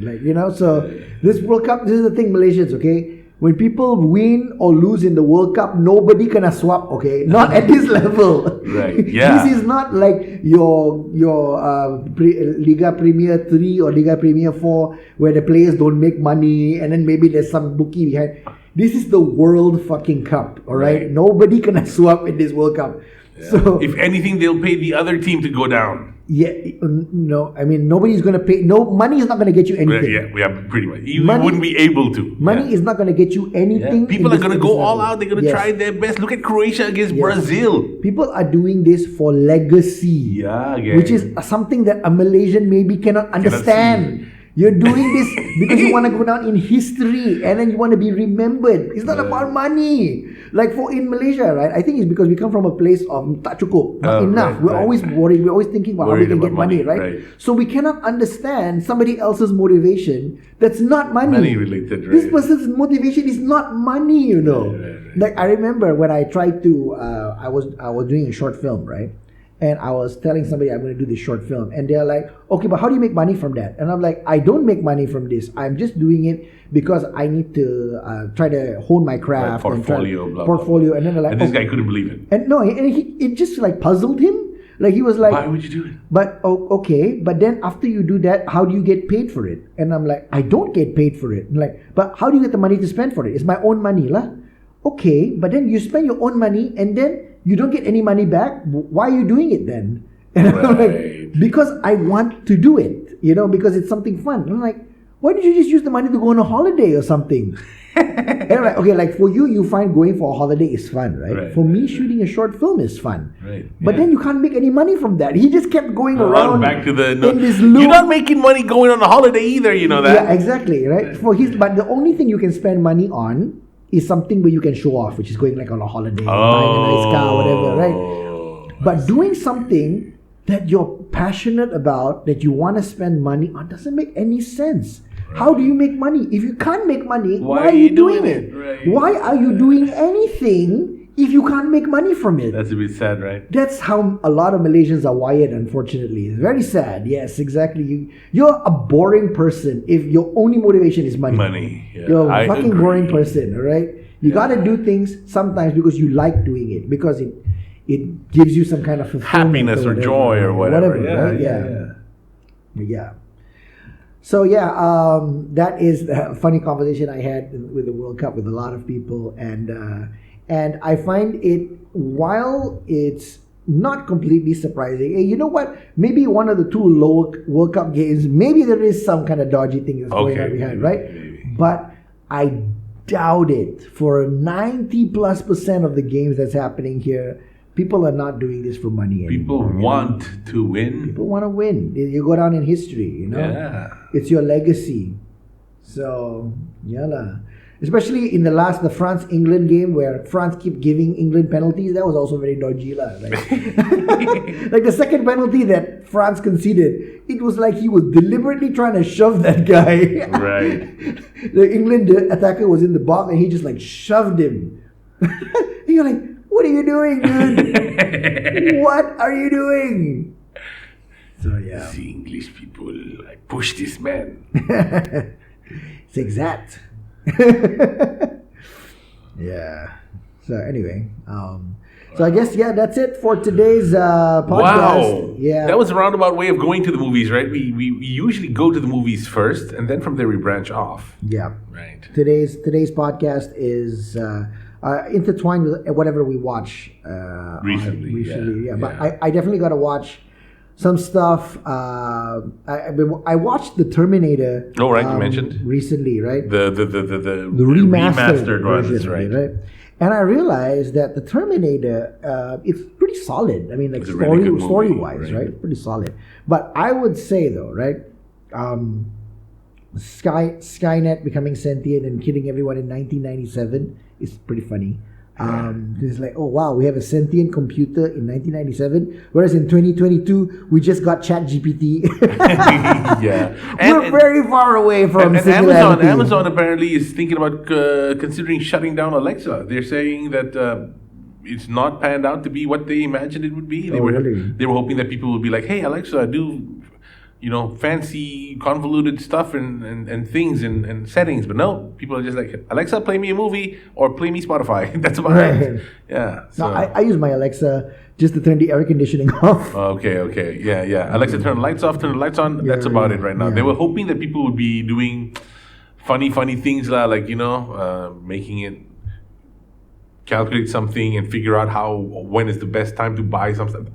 I'm going to guess their vision is that at some point people are going to use it to buy stuff from Amazon, which didn't happen. Right. So they're not really... They just axed the entire, I think, Alexa team. Well, I guess Google Home is going to take over then, because Google Home has a lot more stuff. I mean, it still is an alternative to Alexa. Right. And Google does do a lot of stuff. If you ask, hey, Google, oh shit, wait. Okay. Turn on. Right. Sometimes she likes to turn on and she's always listening. Is your Google a she or a he? Mine's a she when she talks. It's a she. Yeah. My Google is a she. I was just thinking about this the other day. Is Google a he or a she? Mm-hmm. And I think it's Google. Mm-hmm. You probably can Call it whatever you want. They're very gender friendly, I guess. Right. Non-binary. Basically. Non-binary. The one time where that's accurate. But then again, technically, she is very binary. Just zeros and ones. Oh, that kind of binary. Yeah. That's kind so she's a binary, non-binary thing. Yeah. Google. Thank you, Google, for all that you do. I really love you. Thank you. Yeah. That's basically Skynet, though, right? You realize. You know, I always see those Skynet vans. I don't know what they actually sell, but every time I see them, I'm like, oh shit, Skynet, the Terminator. Yeah. They're a delivery company. Oh, really? Yeah. I love the name. They're like Skynet. DHL. Yeah. All right, Skynet. Yeah. I see them everywhere now. Exactly. The Terminator. Where's the Terminator when you need him, right? The Terminator 2 and Terminator 1, right? When you watch it. Like Terminator 1 was 1984. It was such an 80s movie. Right. Such a stop motion and whatever, right? Terminator 2, such a huge upgrade with CG and everything. Yeah. And, the T-1000, the whole rendering of the T-1000 was groundbreaking at that time. Yeah. I mean, you trying to render liquid metal and then it looks really good. Yeah. I think they must have taken like, I don't know how long to render that stuff. You know that Linda Hamilton, Sarah Connor, she has an identical twin. Oh, I did not know this. Yes. So that's who the liquid metal person was impersonating. That's how they got the two Sarah Connors in one scene. It's she and her twin. It's so much simpler than we thought. Right, yes. Oh, I was imagining how they do back in the 80s and 90s. They love doing this like double people movie things. Even in Tamil movies like Kamal Hassan and Rajinikanth did it. So did Jackie Chan, I'm pretty sure, in a couple of movies. So I thought that's how they did it. Like, first take the scene with her in this place, and then take the scene with her in the other place. But no, you're saying it's a twin sister. Yeah. Let's see. Her early life, she has Hamilton is an identical twin, Leslie Hamilton. But she was not a professional actress except for that one. She is not. Oh, Leslie Hamilton. Oh, her identical twin passed away, I think. Oh, wow. Well, that's a shame. That's sad news to find out. Okay, let's see. Hello. Oh, yeah. Well, that's sad. Leslie Hamilton apparently passed away. Oh, dear. In other news. Oh, dear. Very sad. Yeah. So, that was... they used twins a lot in the 80s movie. Even the security guard in Terminator 2 was also a twin. A twin, right. Yeah, where the T-1000 impersonates him. Right. Also a twin. And... there was that little one where the two little girls who were trying to bring their divorced parents together, the Parent Trap. Oh, Parent Trap. Yeah. Lindsay Lohan. Was that really twins? No. That was Lindsay Lohan being split. Oh. Yeah. Wow, okay. Yeah. I was thinking that must have been a twin also. No. Oh, yeah, it's Lindsay Lohan. Parent Trap Lohan. Yeah. Yeah. And the Terminator, right? It's like... Terminator 2 I felt was like a perfect movie. Like if they had just ended the franchise there, it would have been perfect. Right, they didn't need 3. What was 3 again? The lady one. Yeah, it was like liquid out coating and inside was a skeleton. And this is the problem, right? They're trying to make, how do we one-up Liquid Terminator? You can't. Right. You can't one-up it. That's like the best Terminator already, like liquid metal Terminator that can just change into anything. I mean... And back then you call it liquid metal. Nowadays you can see with our very advanced technology those are nanobots. Right. Nanobots that are we understand it. Yeah, exactly. Right. So I think that was it. That was the pinnacle of Terminator. And it had the Hasta la Vista, baby. Oh yeah. Yeah. Wow. There's one thing I realized about movies back in the day, right? Whether it's from the 90s or the 80s. Sometimes you watch something and you're like, well, that's a bit weird. But then you got to realize that in that time, we didn't really quite have the internet like how we have it today, right? So there's certain things that people would tell you and you would accept it in the 90s. But now you're like, that doesn't sound right. Right. And because you've got the internet to look it up. Like, do you remember hearing this story where... the Great Wall of China can be seen from space. It's the only thing that can be seen from space. You hear that all the time. That's not true. You can't really see it from space. You can't see it from space, Right. And there's one thing, like everybody believes in ghosts in the 90s. Oh, yeah. And now you're kind of like, how do ghosts see things? Right. Now you're kind of like questioning, like, is this really real? You know what I mean? So I think that there are certain things that when you watch movies back in the day, just like, oh, that's kind of dated, you know? Right. Yeah. You can see that those things people nowadays would just immediately no way that's happening. Yeah. And I also find the technology that they think of what's going to happen in the future is also fascinating. Right. Like there was this movie I watched called The Island. Have you heard of it? Oh, the clone thing. Ewan McGregor and Scarjo. Yeah. The Island. So in the story, they had a payphone with a video call. So I'm like, no, the video call thing is correct, but nobody's going to have a payphone with a video call. You just use it on your phone, right? I don't know if it happened in the movie, but in the book that inspired Harrison Ford's Blade Runner, I think. Right.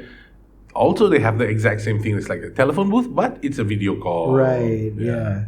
So a lot of people, I think it started from like the 60s or 70s or whenever that book was written. And people in the 90s, we still hadn't seen the future yet at that point. So, you thought, maybe whatever those other guys thought, it probably could be. And we still had telephone booths and they were very much a thing back then still. Yeah, that's the thing, right? Sometimes technology comes along and you don't realize what it's going to displace. Right, yeah. Like it just like phone booths are just like obsolete now. You know, like why would you need a payphone? Everybody has a cell phone, you know? Yeah. And the whole GPS and everything, like you could not imagine all of these things happening back in the day, you know, like e-wallets and all the stuff that we use on like ride sharing and all this kind of stuff. Right, yeah. Food delivery on your phone, all of this stuff, you would not be able to imagine it in the past. Simply because the medium for it was, unimaginable. Yeah. What is something that you could see in the future happening? I mean, that's obvious or not so obvious technology? Technology, I don't know.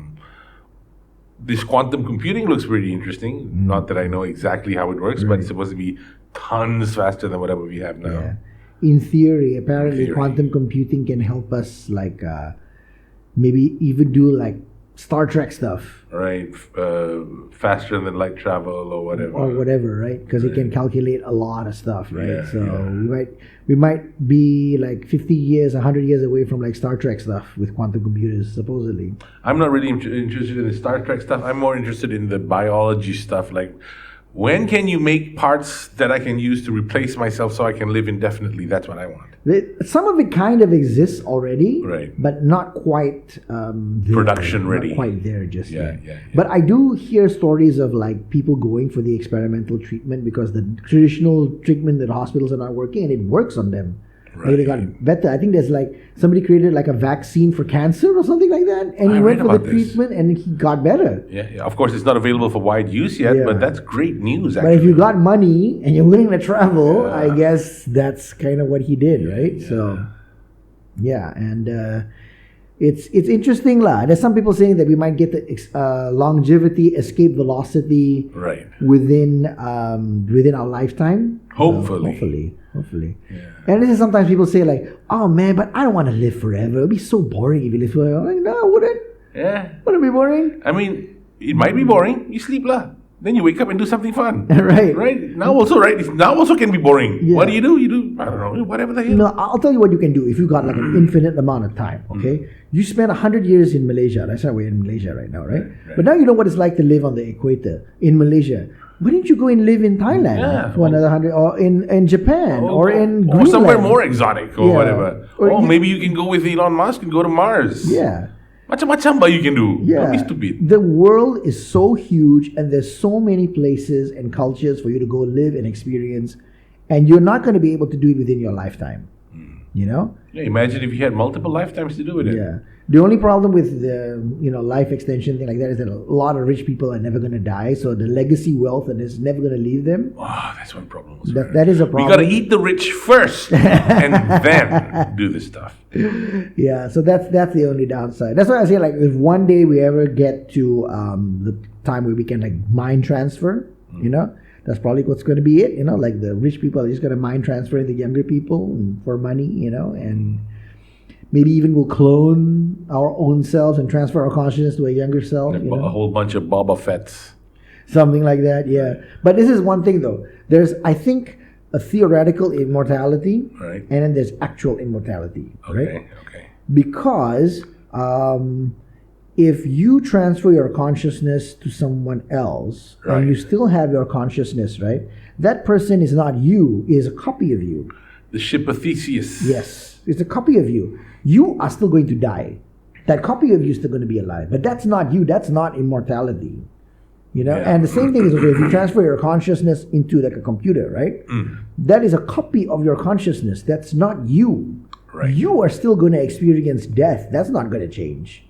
You know? So real immortality means your brain and your body pretty much are one until and then it's got to be one and a continuous non-break of consciousness, right? I would argue probably all of us, we have died a couple of times, and you know, it's like the ship of Theseus thing that you're saying, right? If you don't know what that is basically there's a ship that sails from point A to point B, and along the way, parts of the ship get replaced, and when it gets to the point B, all of the parts of the ship have been replaced. Is it still the same ship? Right, and not only that, after having been replaced, all the original parts can then be reassembled to make the ship again. Now you have two ships. Right. One, the original ship that has been eventually replaced by a whole new set of parts. And then there's the other original, which is made of the original parts. Which one is the real Theseus ship? Yes, exactly. So in that sense, right, I would say 50%, the moment there's more than 50% of the ship that's changed, it's probably not the same ship anymore. You know? So if you're looking at it in that way, we've probably lost 50% of ourselves in our lifetime. The human body generally completely replaces all of it after 7 years. Like some different parts take different time frames, but in general, after 7 years, every single cell in your body is already a new cell.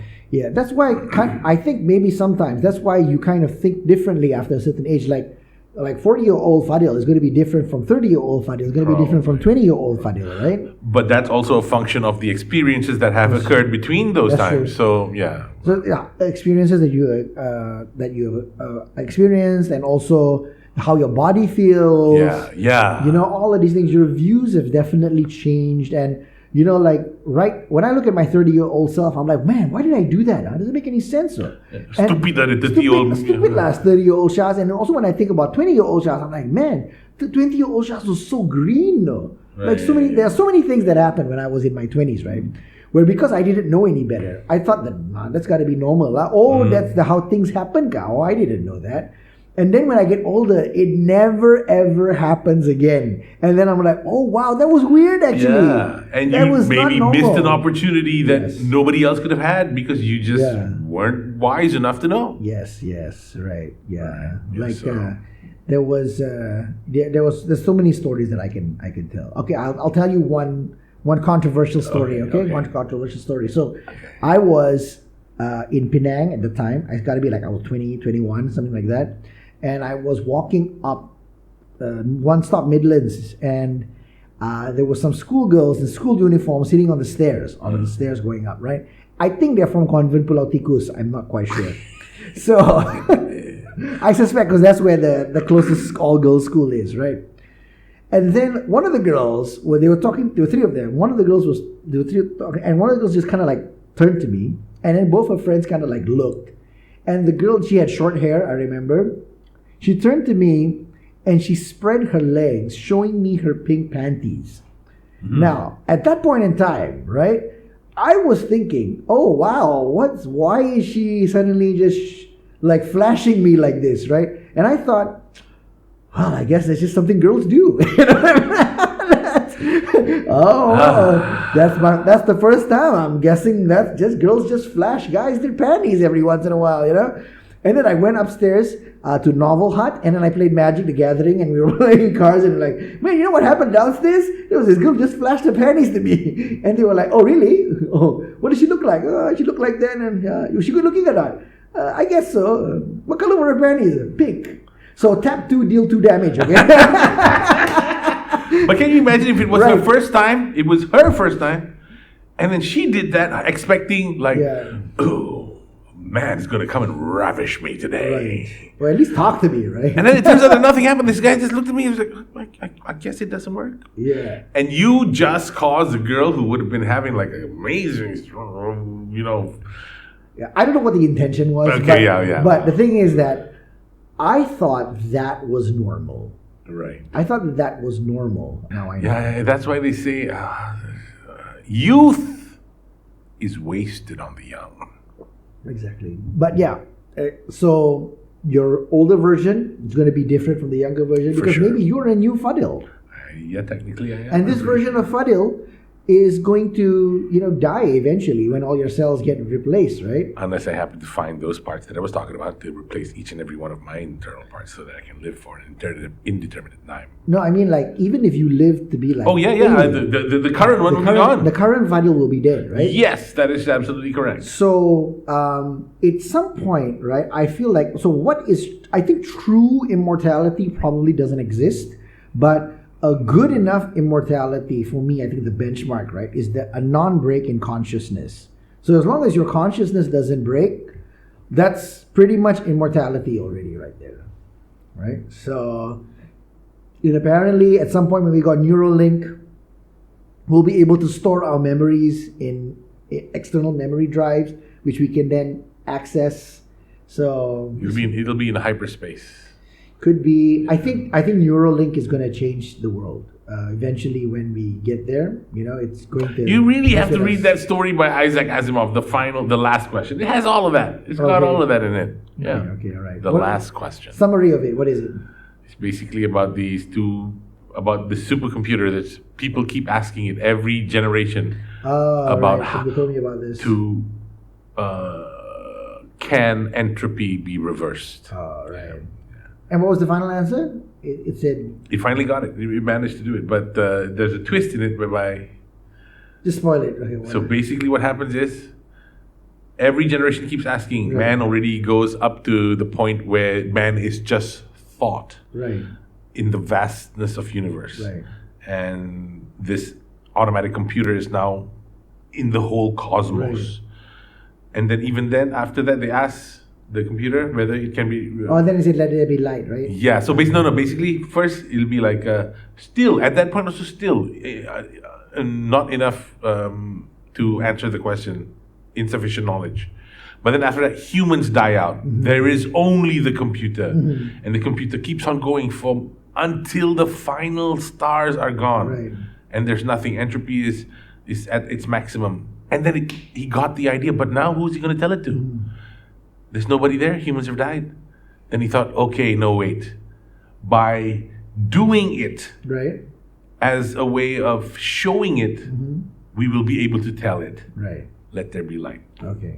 And then the universe started again. Right. This is very similar to the egg, I feel. Oh, who's that by? Oh, you never heard the story of the egg? No, I haven't. No, I haven't. Okay. This is kind of an interesting story. This guy, he dies and he meets God. Sure. And then God says to him, "Hey, just so you know,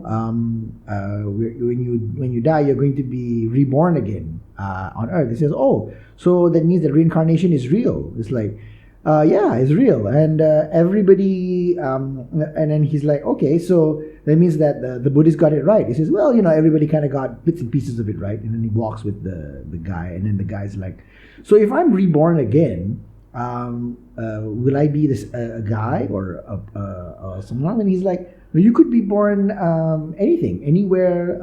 Is it based on what I did?" He says, "No, not really." Then he's like, "Oh, so am I going to be born at the same time that I die?" He says, "No, you could be born at any time." He says, "So I could be born in the past?" "Yeah, you could be born in the past."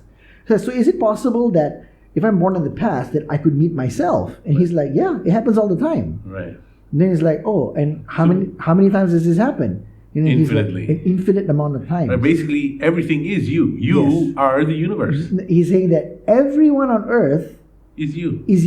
You are everyone. So whenever you've been cruel to someone, you've just been cruel to yourself. Whenever you've hurt someone, you've just been cruel to yourself. You've just hurt yourself. It's just in a different form, right? And then he's like, to what end is this like reincarnation happening? He says that when you have lived to be everyone in all of time, then finally, like, you can be born as my son, as like the son of God. And he's like, basically the egg is planet Earth. So it's kind of an interesting. Is it a movie? No, it's a story. But Story. I think they've animated it into a movie, Right. into like a short animation thing, right? Yeah. Interesting. Yeah. I think Kurtzgeist did it. Oh, okay. Kurzgesagt. Yes. Kurzgesagt. Exactly. Yeah. Okay, well, this is it for The today. second ending for today? Second ending for today. Yes, you know, we tend to tangent off a little bit. So we will be back again with more podcasts, hopefully twice a month. And we had some stuff we needed to figure out, but I think we figured out a lot of the problems. So we'll be back, hopefully, with more stuff coming your way, guys. Yes, we shall watch movies. Ciao. Bye.